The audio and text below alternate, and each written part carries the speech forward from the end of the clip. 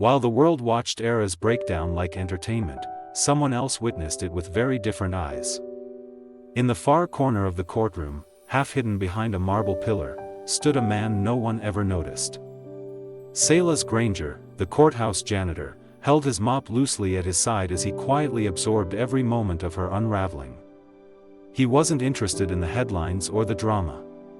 He was looking at a human being who had just lost every piece of stability she had left.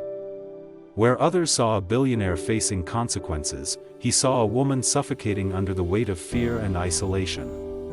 He had cleaned these halls for years, sweeping away the remnants of other people's tragedies, and he recognized the silent collapse happening inside her, because he had lived versions of it himself. That connection, that quiet understanding, made him step just a little closer, not out of duty, but out of instinct. He didn't know her story fully yet, and she didn't know his name, but in a room filled with judgment and noise, he became the only person who truly paused long enough to see her, and sometimes, being seen is the first step toward being saved.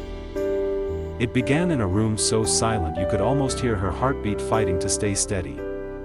Era Vance, the woman who once commanded entire industries with a single decision, now stood frozen as the judge's gavel crashed through the air like a final verdict on her life. Her own attorney, paid more than most people earn in years, quietly slipped his papers into his briefcase, refusing even to look at her. Conflict of interest, he had said, but to her, it felt like betrayal wrapped in legal language. The gallery leaned forward, hungry for her downfall, their eyes sharp and unkind. For the first time in years, Era felt her knees weaken, her confidence dissolving into something raw and frightening. The courtroom lights seemed harsher, the murmurs louder, and the space she once believed she could control suddenly felt like a cage. She had fought for companies, for empires, for innovation, but she had never been asked to fight alone. And yet, in that moment, loneliness wrapped around her like a cold shadow, reminding her just how quickly power can vanish when the world decides you're no longer worth believing in, and that was the moment everything truly began to break. By the final day, the courtroom no longer felt like the battleground it had been. The prosecution's confidence had been chipped away piece by piece, their arguments collapsing under the weight of the truths Silas had uncovered. When the judge dismissed the most serious charges, the tension that had held Era's entire body rigid finally broke. She wasn't just relieved, she was transformed. The woman who had walked in trembling and alone was now someone who had witnessed loyalty, courage, and brilliance from the unlikeliest of places. As they stepped out into the sunlight, the warmth on her face felt like freedom. Reporters shouted, cameras flashed, but none of it mattered. Era turned to the man who had stood beside her when no one else had, her voice shaking as she whispered her gratitude. Silas didn't bask in the moment, didn't act like a hero claiming a reward. Instead, he looked out at the city, his city, and spoke with a softness that carried more meaning than any grand speech.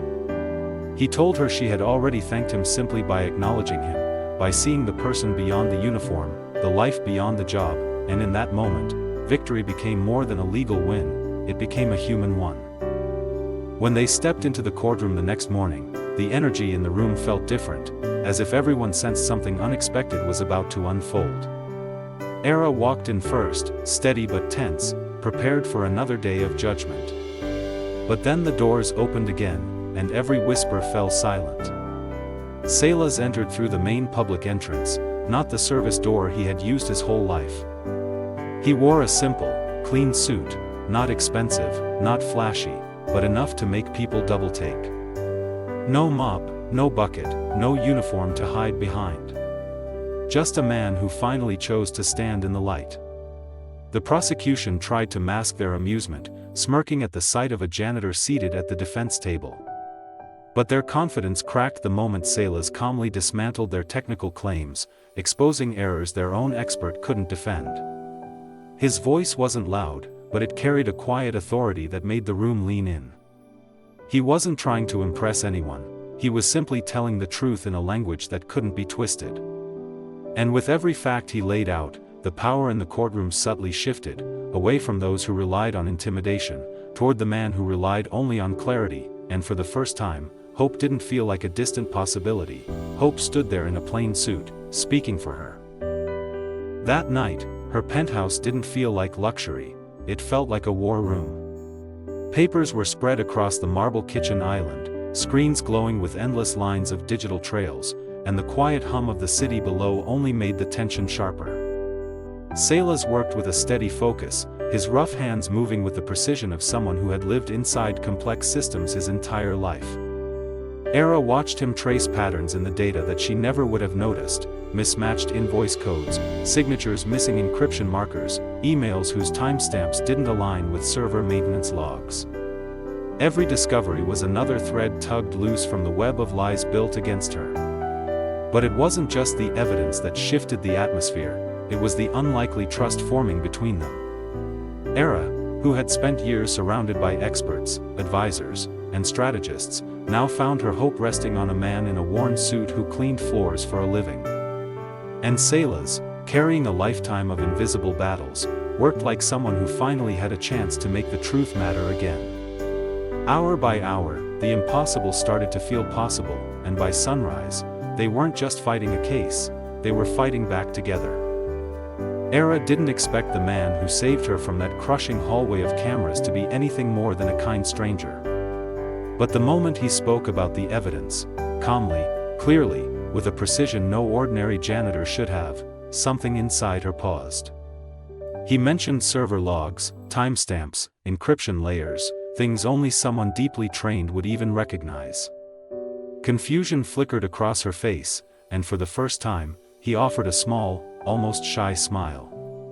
That was when he revealed the truth he never volunteered to anyone: he had spent 30 years as a systems engineer before life forced him into this uniform. He spoke about losing his job, about his wife's illness, and how this quiet, unseen role was the only work that kept his daughter fed and their home intact. Era felt the weight of his story settle over her like a revelation. The man the world stepped around, the man everyone ignored, carried a mind sharper than most experts in her own company. In a single moment, the roles reversed. She wasn't just the billionaire in need, she was the one finally realizing the value of someone society had forgotten, and that truth changed the direction of everything that followed.